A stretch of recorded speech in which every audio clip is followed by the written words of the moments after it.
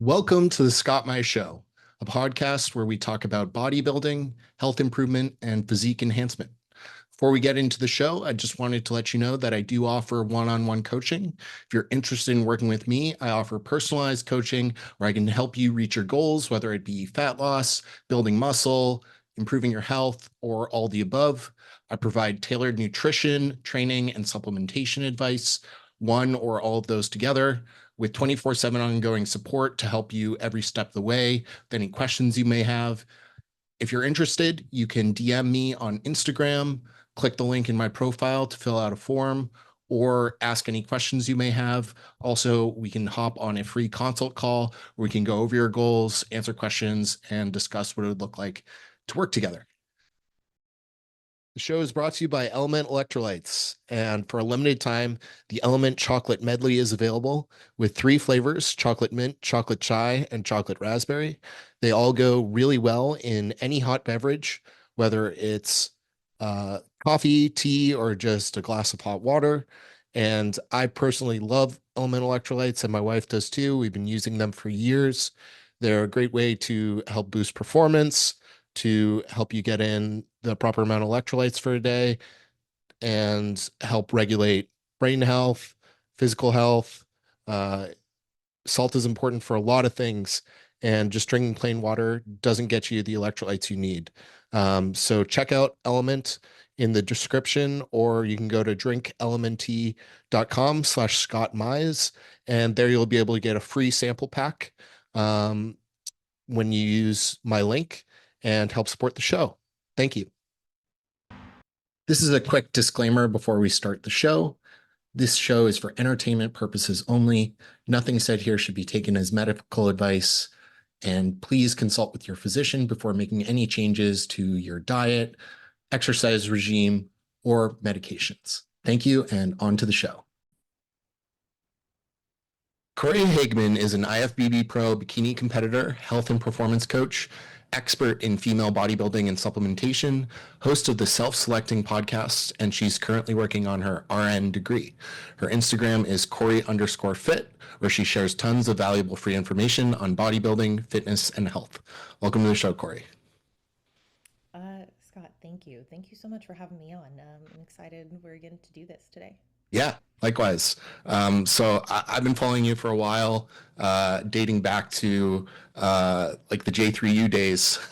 But I'd love to just start with your background and what got you into the gym in the first place.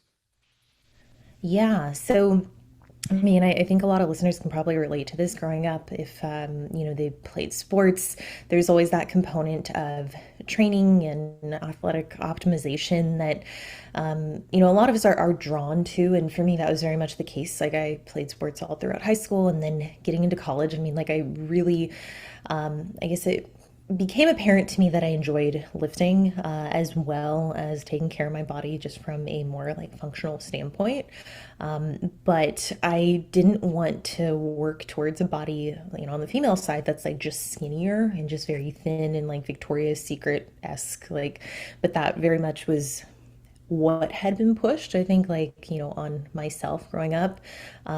The bikini division came out right when I was getting into college. And I thought I was really cool. I thought, wow, there are these girls that, now have curves and, they're not curvy in like a softer sense. Like they have Mm. muscle and they're in the gym and they're promoting that. And, it really drew me in, even at the time, which like in the last, gosh, that's 10 years, which makes me feel very old. At the time, I loved the look, but where it's evolved to now, I feel like is even more in line with like the look that I want to encompass. And yeah, I found really the process of getting on stage, I found it very interesting. But also I think on some level, even at like 19, I understood that okay, I'm not trying to go for open. I'm not I'm not trying to be a physique competitor. This is very much the division that, aligns with me. So I don't really want to hire a coach to starve me down because I'm like, listen, I'm like 135 pounds. Like realistically, I'm going to get to like 120. I don't need a coach to put me in I don't know, a deficit. I'm pretty sure I can figure it out myself. And that's where I really fell in love with the self-coaching Mm. process. So for listeners who might not know, which I don't think I talk about very often, my first two shows I coached myself. Actually, first four shows I coached myself, Wow. and it was a really, really big learning experience, as I'm sure you can imagine. But yeah, once I got deeper into the sport and, it became apparent, like, okay, I want to take this to a level where, performance enhancing drugs might be required, specifically at the pro level. I wanted to educate myself. So, I mean, like my love and like my fascination for understanding how to implement pharmacology and when it's appropriate, that really came, I would say, like in the last like 3, 4 years. Okay. And that was when I connected with John and I turned pro, but I knew what I was doing. I was like, I'd already been using drugs at that point. I'm like, this can't be the best way. Like there's no way. Like there's just it doesn't seem like there's a rhyme or reason. Hmm. And yeah, I mean like I just dove headfirst into wanting to understand, okay, when is the appropriate time to have certain things in place and when is it not appropriate? Yeah. Yeah, I think there's a lack of self-education in the sport. A lot of people trust coaches, which you should. You should trust your coach, but they trust their coaches blindly and they choose not to educate themselves, which I get. Like, people have lives, they have their own careers, they have things, but it's your body and it's your health, it's your life. So I think I really resonate with that. Like, I know way too much about this sport for not being like having coaching as a main career, and but I love it. I love learning. I love the education. I think it's really important to do that for yourself.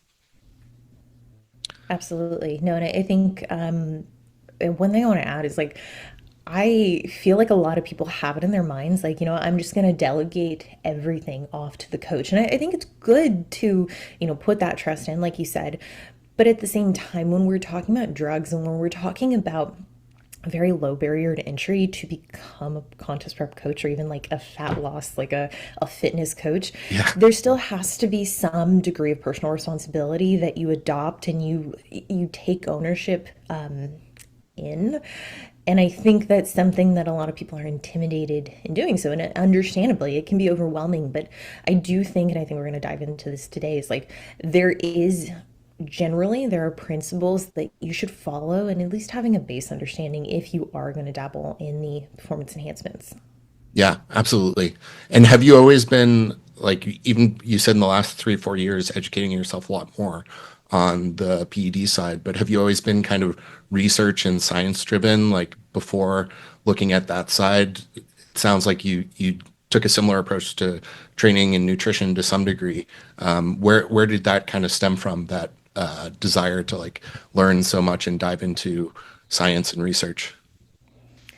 Yeah, I mean, honestly, I think it comes from sheer stubbornness and wanting to be very resourceful, not wanting to be dependent, even to a fault, wanting to understand what it is that I'm doing so that when I have questions, I'm not so reliant on another individual. Because Mm, even at a young age, like I realized like different coaches that I would speak with, I'm like, they might have most of the answers, but they don't have them all. And I wouldn't put that responsibility on them knowing everything. I mean, like, that's the beautiful part about like our sport is like to be a fitness coach, to be a competition prep coach, you have to know a lot about a lot of different domains. Like, it's not yeah. just understanding nutrition, it's not just understanding training. And I wouldn't necessarily go as far to say like you have to be a jack of all trades, but across the sport, I mean, like you have nutrition, training, supplementation, recovery, injury prevention, presentation, peaking. Like you have so many domains that like you can't really be lagging in any of them. But that was something to me that I was like, okay, well, if I can kind of I guess consistently scale up my understanding around like for the nutrition side, like understanding macronutrients so that I could have a very clear grasp on like, am I being non-adherent or is this like, what is the magnitude of making this kind of deviation? That Mm, always fascinated me. And it always was just like a standard. I was like, okay, if I do work with a coach, I don't want them to have to teach me things that I consider fundamental. So yeah, I know I do think that was something I don't know, I was just very stubborn. I'm like, I Yeah. gotta go like all the way on some of these arenas. Yeah. Yeah. I'm the same way to a fault, like you say. And talk about coaching others. Like, when did that start for you? How'd you get into that? And what's been the most rewarding about that for you? So I will say I started coaching very early on into my experience bodybuilding. I mean, but to the scope of like, I mean, I was coaching 2015, 2016 level bikini competitors. So let's be real, that's a different kind of athlete. That is very much like a fat loss athlete, as opposed to what it is today. Mm. And very much I was teaching them principles around nutrition, and getting to stage in a way that I would say, like, I mean, I really did wear kind of like a badge of like, hey, I'm going to do this in hopefully the most sustainable way possible. Like, it's still going to be uncomfortable, but I want to get you to stage in a way that is supportive of, overall health. And I'll say that loosely because I think now, like, my definition of like encompassing someone's health, it looks very differently now. But I mean, like, I started like 2015. So I mean, I was like, it's funny because on paper, it's like, well, you did like two shows and then you just started coaching people. It's like, yeah, it was a different game back then. And like, I mean, it Yeah. was very much like on a very small scale. Whereas now, I mean, like, I am all in. Like, I have a business that is based around coaching and consultations. Whereas that, I would say, like, having a business versus doing it as more of like, I don't know, a passion project, doing it as something that, wasn't necessarily ever intended to be my primary source of income. Mm. Now it's something that I'm like, okay, there is a need for like coaches who are doing things correctly and ethically, and I want to fulfill that, and I also want to continue to educate and get that message out. So I did finish nursing school actually this last spring, so March Oh, 24. congrats. I haven't taken my boards, so I mean, like, I don't feel right being like, oh, I'm a registered nurse. It's like, you have $90,000 of debt. You're not registered, like, not in the state of California. So, it's something I will do. It's just like this year, after getting done with nursing school, I was like, I want to focus on scaling. So, I mean, like, I brought on my first employee under me. I began to delegate and offload certain tasks that, my background is also in video production and cinematography. So, I mean, like, all of the content, which for listeners who are familiar with my content, I put out a shitload of content. Like, I Yeah. mean, like, it's like 18 podcasts a month. And like, at this point, it's like, okay, there are some things that I needed to offload. But it's like overall, I've been able to see like a gross impact in how it's getting the message out that I want to. So, within the realm of like coaching and consultations, because those are two services that I offer. I offer the, yes, all inclusive one on one, like, I will help you achieve your goals. But then I offer consultations, which this is designed more so for the person who's like, hey, I've been with my coach, like, I'm in a very committed relationship, I'm happy with them, but they don't have the same kind of arsenal regarding PEDs, regarding Mm. lab work.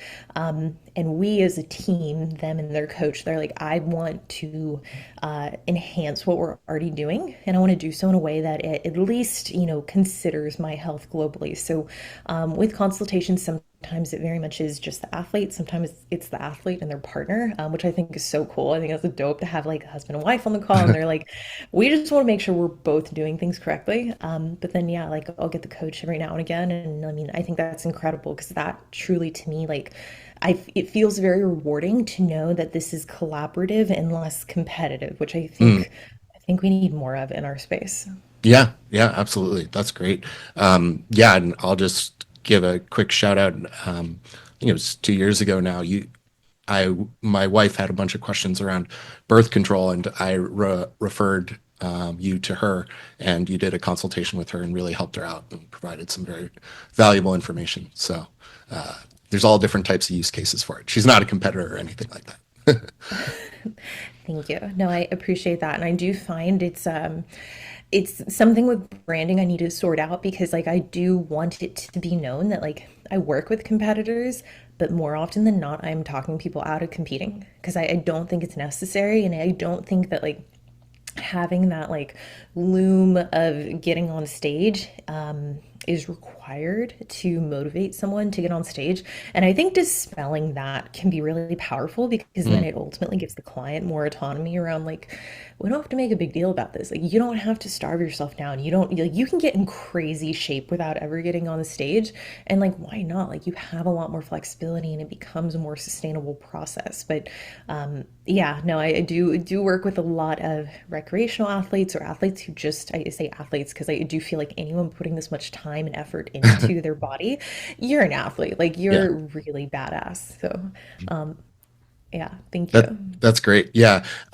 It reminds me, actually, you just had a great interview with Alberto Nunez. He's someone I've looked up to for a while, and I feel like he just has a really interesting way of framing things, and I really value his perspective. And he put out a video a couple of years ago that really affected me. It was just like a 5 minute YouTube video, and it's why you should do a photo shoot before you compete. And that was so helpful and validating for me because that's what I did. And it really created a really positive experience for me of like getting in shape before doing my first show. And I think it just echoes some of the things you're saying, where like competing on stage doesn't have to be the goal for everyone. Totally. And I will say, like, I'm one of those late bloomers where I always thought that competing had to be the reason that I got in shape or I got really lean. Mm, And I'll tell you, like, for listeners, it's been so rewarding to do fat loss phases and even builds without necessarily a show in mind. Just doing it for, like, hey, like, stage aside, like, how do I want to look in 5 years? Like, mm. what do I want to look like in 6 months? What are my goals off of stage? And yeah, Alberto, like, gosh, I was fangirling so hard. Like, all those guys, like, they have had such an impact on me, like, in my development as an athlete, as a coach, as a competitor. But I love the message they put out, and I was so excited to get to interview him. That was so Yeah. cool. Yeah, yeah, that's great. And you mentioned it, and I think I know kind of what you're hinting at, but would love to hear you elaborate because you're definitely an expert on this subject. You said bikini was way different in 2015, so I'd love to hear like what you meant by that and how you think the sport has changed or the category has changed in the last 10 years.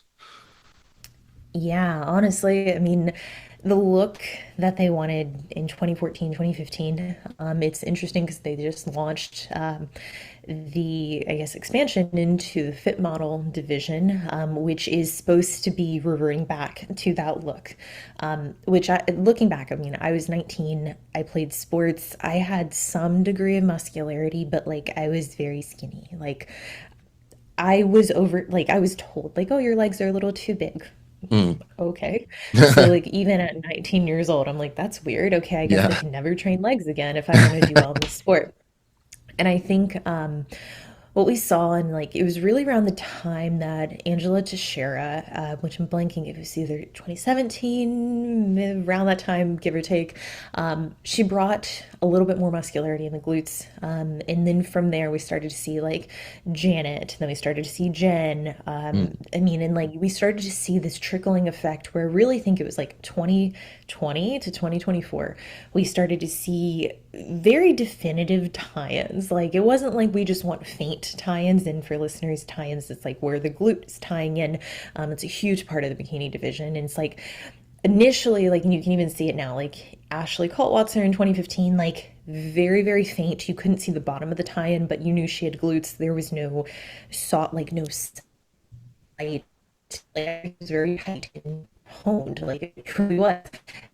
You started to see more projection, and this is like that 3D glute that you'll see people refer to as like more depth, basically, to the muscle belly. Now, I do think around the point that Leung won, that was when we started to see conditioning really progress. And the issue is, you would see at the pro level, some girls, they would come in extremely lean and maybe they lacked that projection. And this is me to a T. At the pro level, I've always been undersized, but I've compensated with conditioning. And I think it's confusing then because as you have girls show up this way who are maybe a little over conditioned and like crazy vascularity, really, really like, I guess, carved out like delts. This is where amateur competitors, national level competitors, they're like, you know what? Like I've been close to that pro card, so in turn, maybe I don't have the density, but to get that pro card to secure that, I'm just gonna bring gnarly conditioning. Mm. And from there, that hopefully will move me to that next progression within the division. I think that's really gotten out of hand at the national level. So you have girls like, I mean, I wouldn't turn pro in the last year or two. Like, I wouldn't turn pro with the physique I had in 2021 with the level of competition today. And Wow. that's pretty astounding to me because I turned pro in 2021. I did extremely well for my pro debut. I got second by a point to Ashley Kay. So it's like Wow. very great showing, but I'm also aware that that look is still very undersized, and that changed from 22. The next year I did compete. I didn't place as well. And even though I had built some muscle, it was just the evolution year to year in that 21, 22, 23, now 24. You're seeing a level of density that I think is going to be extremely hard to conceptualize, to bring to stage for female athletes without the use of enhancements. Yeah. Yeah, it has been remarkable how much it's changed. It's funny, my wife has always, since we've been together, which has been 12 years, she's been more and more serious about lifting and her physique, and she looks fantastic. She's completely transformed, recomped her body, and she's very strong in the gym and very committed. But the other day, she was like, how much fat do you think I'd have to lose to compete in bikini and be competitive? And she was like, I'm 117 now. Do you think I could compete at like 110? And I was like, I honestly think you would have to put on like 15 pounds of muscle to compete in bikini. Like it's just changed so much. It's not at all what it was back then. No, no, and that's the thing. I think my last showing, I was like floating between 118, which was way too lean, and 125. And I was still like I was very out muscled, specifically in the glutes. And I mean, I think that's something to be said is like this isn't a look that you're going to accidentally fall into. And I think for most people, it's going to require extensive off seasons, which I don't think is a bad thing. But typically, what I find is girls come to me and they're like, okay, I want to take a 6 month off season. How much muscle can we put on? And I'm like, like realistically, you're not a like untrained athlete. Like you've been doing this a while and you need, 7 to 10 pounds in both the lower body and the delts to be able to show up in a balanced way. And I think that's the thing. I understand it. Like bikini compared to other divisions, it's like, how do you achieve that balance? And it really does come down to having muscularity that allows you to not be too conditioned in the upper body or in the core, Mm. which has always been an issue for me due to a lack of muscularity. So I think that's where those, it used to be a thing where girls like, oh, well, I store all my body fat in my lower body, like upper body gets shredded, core, I get like, diced in 6 weeks. And it's like, if that's what's happening, then we need to get you to a point where your glutes would equally be as conditioned or even like resemblant of a similar conditioning and conditioning just body fat for listeners. That's due to a lack of muscularity top to bottom, to an imbalance, which I can say like with other divisions, largely you need to be balanced in muscularity from top to bottom and front to back. Yeah, absolutely. And I guess one thing in general is I have been negligent in having as many female coaches of female competitors on. So this is a vague and broad question, but I'm sure we'll get more into details. Would you say are some of the main considerations that are very different in coaching females versus males in bodybuilding? I love this question. So I think there is a runway relative to PED exposure. For females, that is a moving goalpost in some ways, but also dictated by genetically, like the cards they were just dealt. So, for instance, you have women who have a very low degree of circulating androgens just out the gate. And maybe there were external factors that contributed to, the suppression of androgens. And this is just meaning DHEA, sure, DHT, testosterone, but you have women who have more runway, meaning if they were to put something in that would increase their circulating androgens, sure, it would allow them to perform better within the sport. Now, we have to realize, like within bikini, and I mean, I want to say wellness, but we both know that like virilization has a higher tolerance within the wellness division. But within bikini specifically, once you lose that femininity, that will affect your placing. Some people will argue no and be like, well, it's not like you're talking. It's not like a pageant in the sense you have to like give answers. But there are clues, there are signs, and there are things that I would just generally say there are hard cutoffs, at least in my opinion. Now, on the other end of the spectrum, you have women who maybe have PCOS or don't have PCOS, but they have that like naturally. They are God's favorite. They should be Olympic athletes. Like they have floating tests naturally at 60, 70, 80 nanograms per deciliter. Some of these women also have, let's just say, manifestations. They have effects that would lean on that end of the spectrum where if they were to, let's say, really commit and introduce exogenous testosterone or anabolics, their runway is shorter. Meaning that, like, if you, I think back to like junior high, high school, there were some girls who just had darker body hair. They had a high prevalence of acne. Their voices are a little bit deeper. These are all things that we can say, like, superficially are components that we have to consider when someone is introducing anabolics, because it's like, okay, well, those things, if anabolics are overdone, these things can exponentially progress. So I kind of equate it like you have like a life bar with how much PED exposure you can, incur your entire life. Now, I am Native American, maybe that has something to do with it, but I have very sparse like body hair. It's like kind of blondish, which I have very dark hair. Probably also from being like semi eating disorder my whole life too. But it's like that in itself, like that gives me a little bit more runway. Like I'm not having to be as concerned as, let's say, someone like my sister who does have PCOS, has a very high degree of circulating androgens, where if she were to start to see some of these like subtle, and we can say sure, reversible changes that could accompany the use of anabolics, it's like her tolerance for that runway might be much shorter. And I think this needs to be a consideration specifically for athletes who are concerned with virilization, is like if you already have a deeper voice, which I consider my voice, it's not very sing-songy. It's generally like lower. So if I were to see my voice change with the use of anabolics at any point, I mean, like I don't feel like I have a good runway. Whereas some girls I talk with, I'm like, beautiful voice. You very, very high, very flowery. And for them, they're like, but if it drops at all, like I'm out. Like I don't want to compete anymore. So I think that's a large consideration when we're talking about enhanced female athletes, is understanding what they define as femininity, what's important to them, superficially. Because I mean, for me, like my tolerance is very low, even though, let's say, like I have pretty good skin. Like I don't have acne. I never had acne growing up. My body hair is not darker. So it's like, okay, if that were to change, like that's not the end of the world. It's not something I particularly want. Whereas some women who might naturally just have these manifestations present, it's like that might be a shorter runway for them. Now,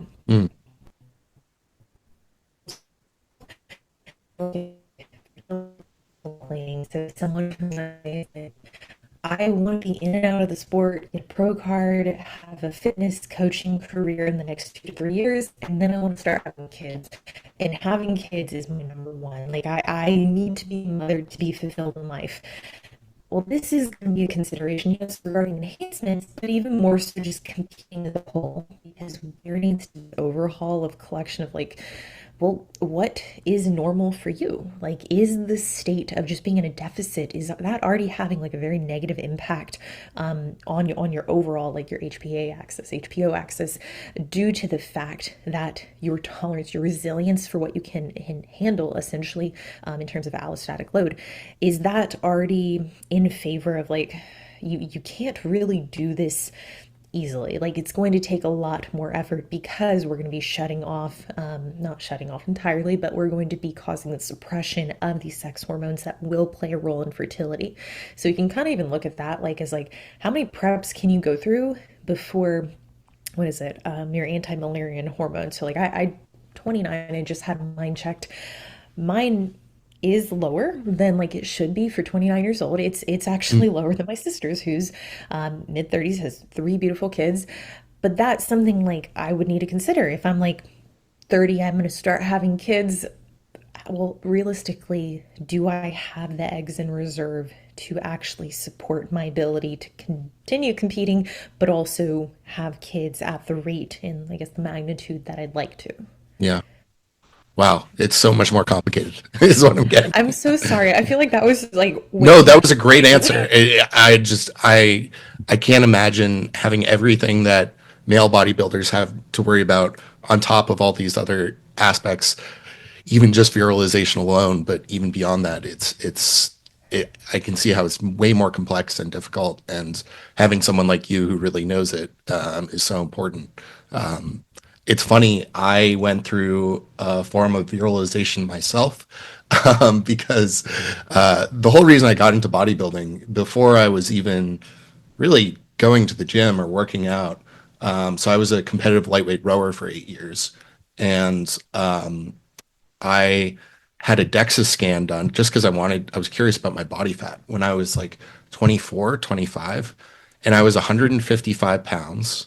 I'm 5'10", by the way, and I was 20% body fat, and I looked skinny, and my bone mineral density was three Z scores below the mean, so below osteoporosis levels of bone.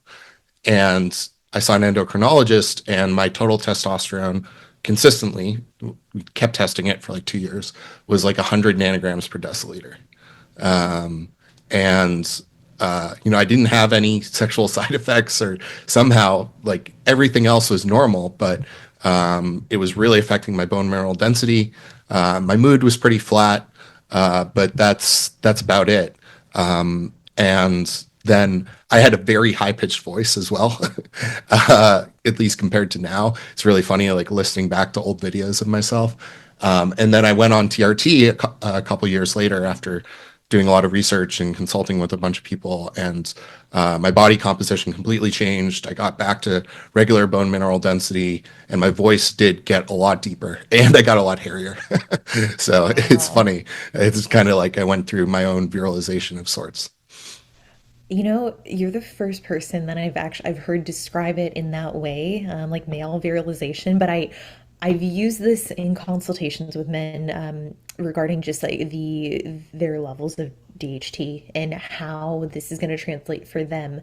And I think it is an important aspect for male competitors to Mm, understand, especially newer athletes, related, I mean, like to hair loss, because I know yeah. this is something that for some men, like they are not prepared to experience. And I get like I'm staying pretty superficial with these. Like there are much more, I would say, pressing effects that men need to consider. But at the same time, it's like for let's say someone who is natural, who is in their 30s, and like we could and for male competitors, they can reasonably expect they might experience thinning of hair, maybe even some hair shedding at, at an exponential rate over the next 10 to 15 years. And if they're one of the lucky ones, they're going to keep it, later on in life, great.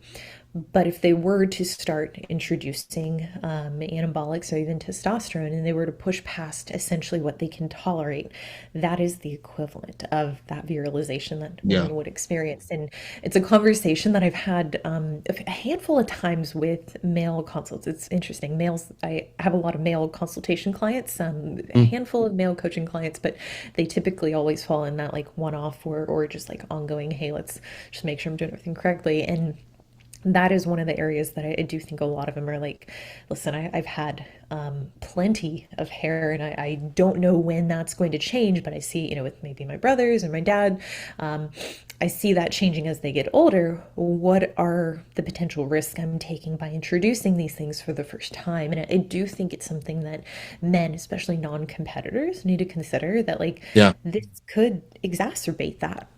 Yeah. Yeah. And acne too. I've seen it a lot with men Absolutely. who have, really low grade acne or no acne, and then they go on and it just goes wild and it's very hard to manage. But yeah, I'm 32. There's a lot of baldness that runs in my family, so I'm shedding a lot, but I'm glad to have this much at this point. That's funny. Yeah, so I kind of took us off on a tangent with my own story, but I would love to understand, and you've gone over a fair amount of it with regards to visualization, but kind of top to bottom, what's sort of a framework you use for talking to a female competitor who wants to use enhancements? Like, how do you think about baseline health, goals, risk assessment? You talked about like virilization, tolerance. What kind of steps do you go through there? So I would say that like competitor or non-competitor, the framework is very similar. And I know a lot of people don't want to hear that. People, they want their ego stroked. They want to be like, yo, I'm competing. Like I should be allowed to use. It's like, yeah, okay, calm down. When it comes to like using period, like whatever, if you're on the route of like, girl comes to me, I want to use Anavar because I think it's going to help me lose a little bit of fat this next prep. Cool. Okay. We're not going to do that. Like, that's just not going to happen. We're going to start with lab work because we really do need to get a clear understanding of one, what is normal for you. And ideally, that lab work is timed in a way that captures a state of health for this person. And that can sound very ambiguous. It annoys me too when people on the internet be like, oh, just health, it's a health phase. It's like, what does that actually mean? That means that you're ovulating for female athletes, not for men. We want to see estradiol and progesterone. We want to capture that at a specific time of the month. So if you aren't tracking your menstrual cycle, that needs to be done. Like first day of your bleed, that's day one. So we need to get that in order for us to get labs at the appropriate time, because these levels are going to undulate, and it's annoying. It's annoying being a girl and having to think about like, well, okay, this cycle was 35 days and the next one was 26, and it's like, well, how does that, I don't know. I don't know because I'm not an endocrinologist. Um, we want to find some degree of regularity, and we want to capture at least those two hormones at a specific point later in your cycle, and hopefully we're capturing that second rise in estradiol alongside some kind of rise in progesterone, because essentially you can have a bleed, you can have a period and not be ovulating. And this is something that I think a lot of athletes, a lot of women, even non-competitors experience, where they'll be like, no, I'm good. I get my period the same time each month, but they're presenting with other symptoms that would suggest they're not ovulating, or that they're having suppression in their sex hormones. So we want to look at those two primarily. We also want to look at the precursor hormones, so DHEA, pregnenolone for simplicity. These are ones that are going to translate down into these, I don't want to call them primary hormones, but the ones that we're really trying to audit. If we're seeing deficiencies across the board, my answer is going to be we need some kind of correction. Now, this doesn't mean jump on TRT, but there are limitations into what we can do from a like non-prescription standpoint or a over-the-counter standpoint, depending on where these levels are at. So when we look at like DHEA, we need to consider someone's estradiol relative to progesterone, because DHEA is non-specific, meaning it's going to convert down into testosterone and estradiol, and then that testosterone is also going to convert down into estradiol. So in my case, like I found that my testosterone was low and my progesterone was low. My estradiol was normal. So even though like sure, you can supplement with some DHEA. What I was doing unknowingly, I was supplementing with a lot of DHEA. So it was raising my estradiol and testosterone, but my estradiol was now to a point that it was presenting as estrogen dominance, which Mm, is not fun. I mean, like, it's exactly what it sounds like. It's exactly, if you're in the bodybuilding space, you kind of know it's like that's typically when someone is going to use something to bring that down or to lower overall activity. So, in the case where we're seeing that, well, I know for that person, sure, we can try natural approaches, and depending on when we pull these labs, depending on, if they just ended a fat loss phase, if they were just in a really, unfavorable state relative to energy availability, maybe we can overcome that, with lifestyle modifications. But realistically, that person is going to have less options in terms of what we do to overall support circulating androgens. But in plain speak, the answer is going to be, I think for most people, it's going to be assessing whether or not that testosterone is adequate. Now, it doesn't have to be up to the max threshold, which would be 100 nanograms per deciliter, but I don't want it suppressed, because it's like, if we're going to put these anabolics in place, Anavar, Primo, Masteron, those are really the only three that I would consider using for a female athlete.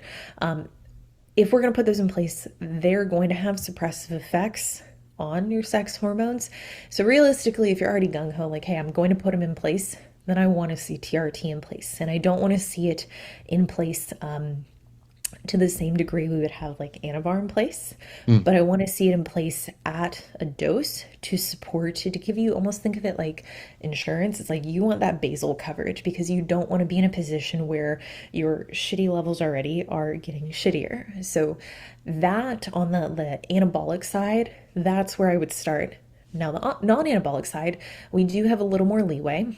I don't see anything wrong with using some of the fat loss agents. So, I mean, again, kind of like insurance, if we're looking at T4, T3, I think that can be reasonably used for most people, for healthy individuals, at the right dose. I mean, like, and that's a very, it's a pretty, like, you starting dose is also close to the ending dose as well. It's not like we're going to mm. go past that, but I do think that there's a lot of literature to support its efficacy and its safety profile, even for individuals who are using it for an extended period of time. Clenbuterol, I think, can serve a good purpose. I mean, we see albuterol, its sister drug. Clenbuterol has a much longer half-life, albuterol much shorter. Albuterol is used daily in the ED when you're seeing individuals present with cases of like acute asthma attacks. Its safety profile is quite studied. So I mean, like with clenbuterol, it makes sense if you were trying to treat someone who is just having an acute bronchospasm, or any kind of well, I guess asthmatic attack.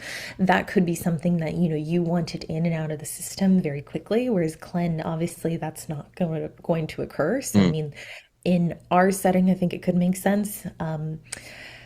Past that, I mean, like, I'm a big fan of growth hormone, but I'm sure you're familiar with, it's like that's going to be a little tricky for some individuals to source. It's going to be Mhm. very expensive. I'll say, like, I've gone through builds with it in place. I've gone through builds without it. The progress that I've gotten this year, because pretty much all of 2024, I was off growth hormone, off all growth factors, just having testosterone in place. I saw really productive phases of growing. Would it have been helpful? Yeah, sure. And I think for individuals who don't have any presenting comorbidities, I think that could be applied as well. I'm going to interrupt you for 1 second. Um, so on asthma, this is a little bit of a revelation I've had in the last 6 months or so. So I have severe asthma. I've had it my whole life. It was pretty much in remission for the last 10 years. No, 15 years. But I started getting severe asthma attacks this year. And it was like a few months after prep. And I saw a pulmonologist, and the standard of care has actually dramatically changed for asthma in the last 2 years. So prior to, and a lot of urgent care, even pulmonologists, allergy doctors are still using the old standard of care, which is based on short-acting beta agonists like albuterol, clenbuterol, salbutamol. So the problem with those drugs in asthmatics doesn't have this effect on normal people, but in people with bad asthma, is it has a really strong rebound effect, and the rebound is even stronger than the effect. So what that means is eventually you'll get to a point if you're using albuterol every day or you're using albuterol and clenbuterol every day, as I was in prep, where the rebound will outpace the effect. And especially if you end prep and you come off clenbuterol, you're going to have really, really bad rebounds to the point where the standard of care is no longer using short-acting beta agonists at all. They've switched the standard of care to only long-acting beta agonists, which is like budesonide. So asthmatics, fair warning, be careful out there with your short-acting beta agonists. You can get yourself into a hole very quickly with those. Totally fine for everyday people. I feel great when I take clenbuterol, but it did backfire for me this year. So you do have to be careful with that.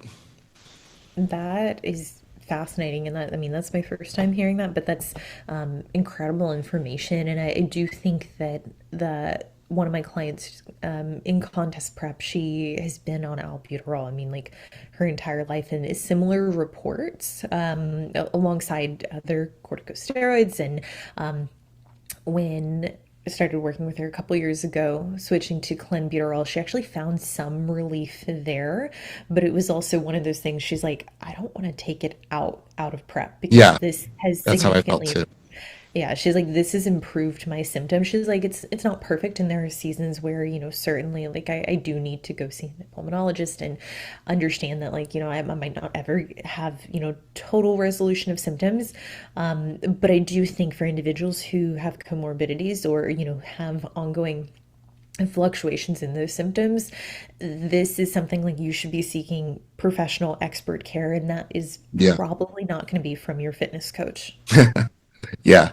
Yeah, totally. It's like a very little known thing, but I just had such bad asthma the last 6 months that I feel like I have to shout it from the rooftops. It was really interesting to discover because even when you go to urgent care and you say I'm having an asthma attack, they say take albuterol, take prednisone.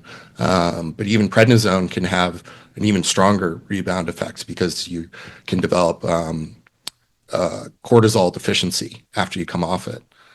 So you have to be very careful with these things when you're asthmatic. Very no, I mean, I this is my first year taking prednisone for a pretty good amount of time, alongside many anti-inflammatories and corticosteroids. And I mean, like, I sympathize with people who have to be on that your entire life. That was miserable, Yeah. like just terrible.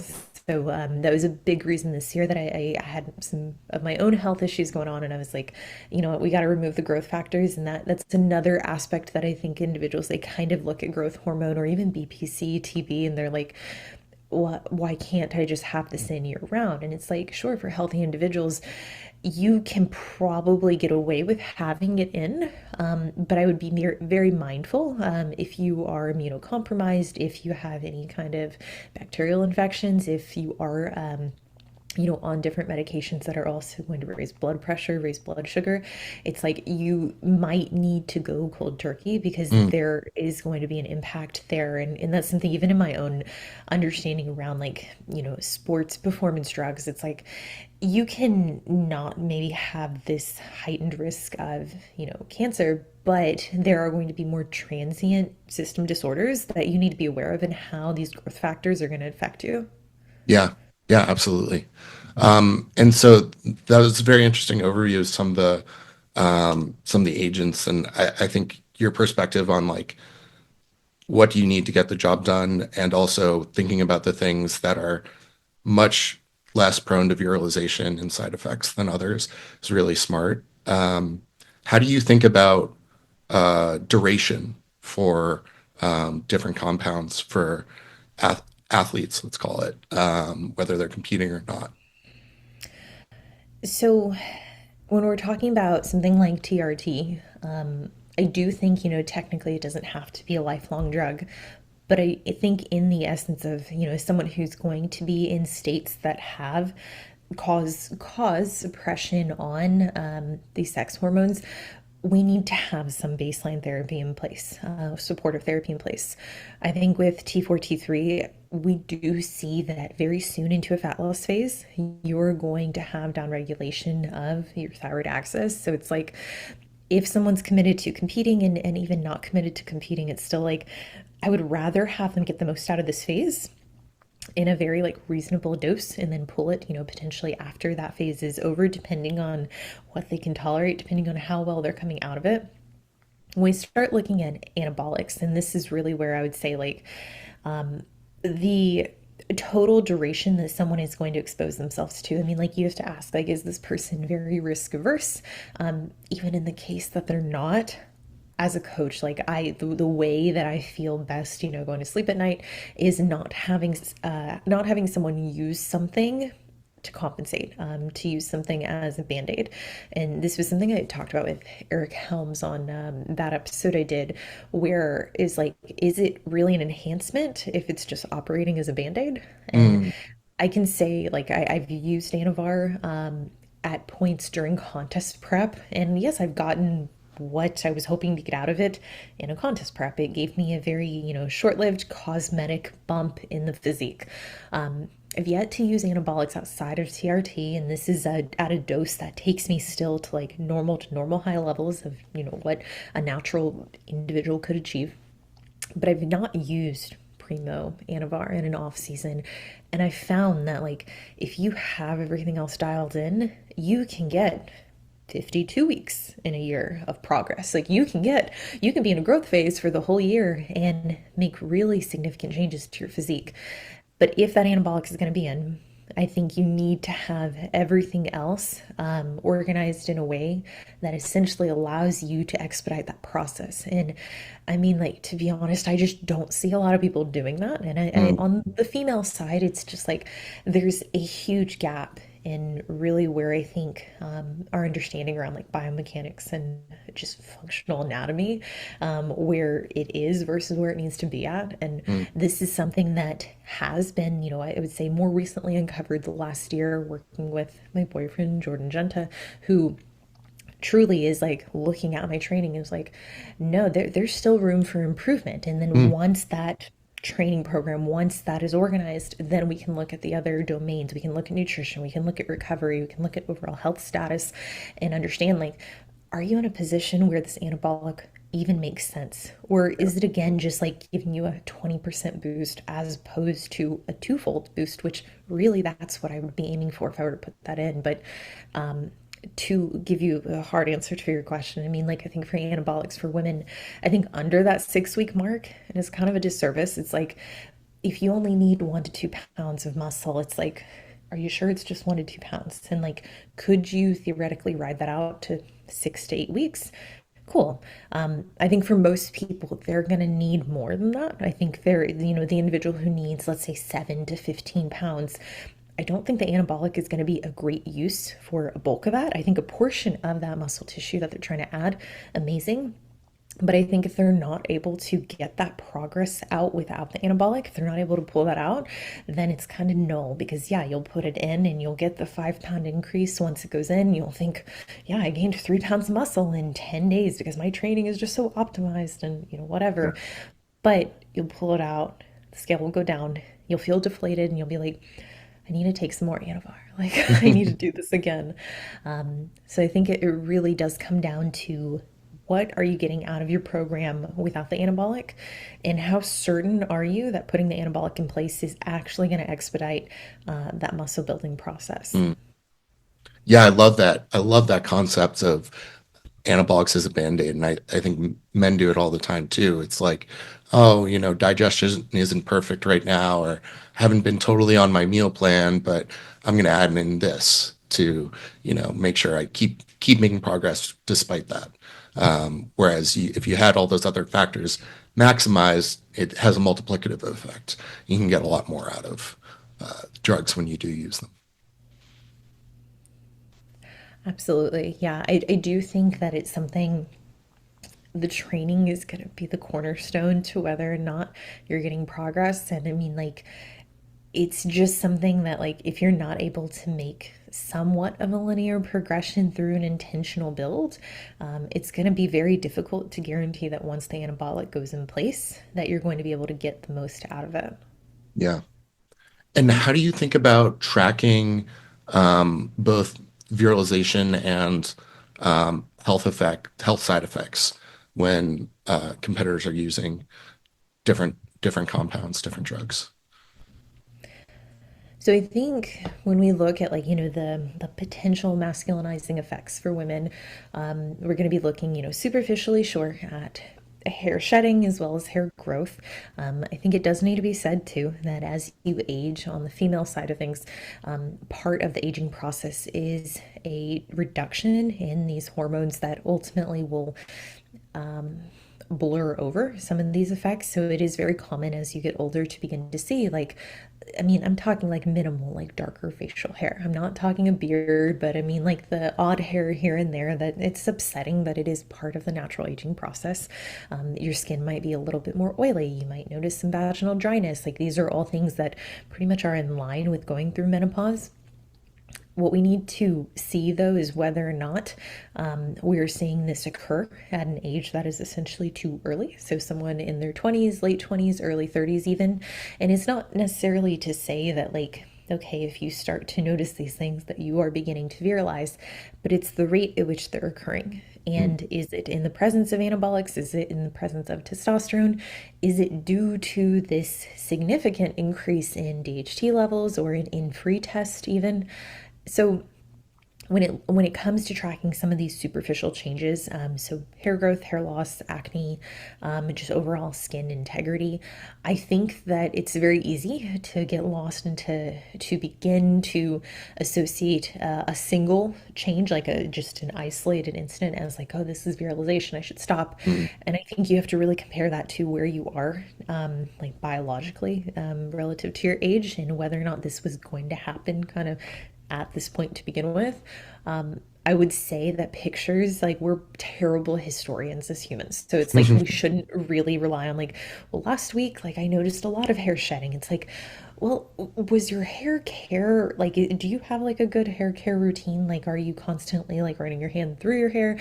I know with men, it's like, hey, like, I'm noticing hair shedding, but it's like, hey, I'm also wearing hats or I'm doing a lot of things that would promote shedding. So I think having like a really clear idea of like what is normal for you, I think that's step one. I think when it comes to more of the non-superficial, or I guess transient, potentially transient changes, so vocal changes or even like clitoral megaly, I think vocal changes, we should be using some kind of voice analyzer app.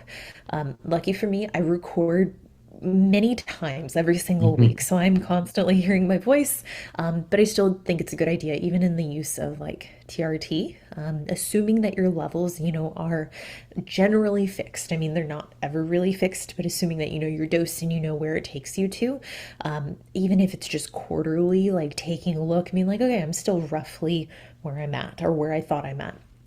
I think also being very clear on the voice analyzer app. I mean, like as soon as we got into Tampa, like my nose is super congested. I'm also currently sick, so it's like, great. Okay, so if I were to pull out my voice analyzer app and take a look, it might be a little bit lower, and that's reasonable. That's understandable. But if we're creating more of like a constant state that we can compare, I guess, session to session when we use that app, I think that's going to serve you best. And I always recommend using more of like your customer service, your sing-songy voice that is not necessarily artificial, but is something that you can emulate pretty consistently. Clitoral megaly, I know this one people love to have me on podcasts to talk about, which I'm like, all right, cool. Pictures are the way to go. I mean, like, yes, like you can expect transient swelling like associated with your time of the month, and you're going to see some swelling associated with surges in estrogen. We shouldn't see a linear progression out through the follicular phase, and like this certainly shouldn't be resembling hypertrophy. I think also too sensitivity past the point of like what is comfortable. I think that's another big area that like people they tend to assume, well, okay, well this is normal. I'm just using Anavar, at a low dose. But I've had a lot of people who are like, no, I've gone to my doctor, I've gone to my OB after this because I do feel like I'm at the point where this is not something I can tolerate. Like the sensitivity is very uncomfortable at this point. So really, when it comes down to it, if there are any changes anatomically, I wouldn't shy away from that. And if it feels like, hey, this is changing past the point of, something that's transient, I would definitely consider whether or not you want to continue the cycle because that is only going to increase while you have the drug in place. Yeah, makes a lot of sense. Well, Cory, thank you so much for coming on today. I know we're at time. I feel like I could talk to you for another hour, but really appreciate your insights and expertise, and appreciate you coming on while you're sick and traveling. I know that's not easy. I noted your Instagram, Cory_fit, at the beginning of the show. I'll have that in the show notes as well. Is there anywhere else you'd like people to follow you or where they can reach out to you? Scott, thank you so much. This is great. I feel like this episode has a lot of insight too, so I hope listeners enjoyed it. All of my handles, so YouTube, Instagram, gosh, TikTok, like all of them, Cory_fit. YouTube, I do pretty much the same thing, Cory_fit, but the podcast I host is the Self-Selecting Podcast Yeah. on YouTube, Spotify, Apple. I also do put out content on Patreon, so if you are interested in even more expansive content, including 4 bonus episodes of the Self-Selecting Podcast, I also have that as well. Thank you so much for having me on. This was Thank you. great.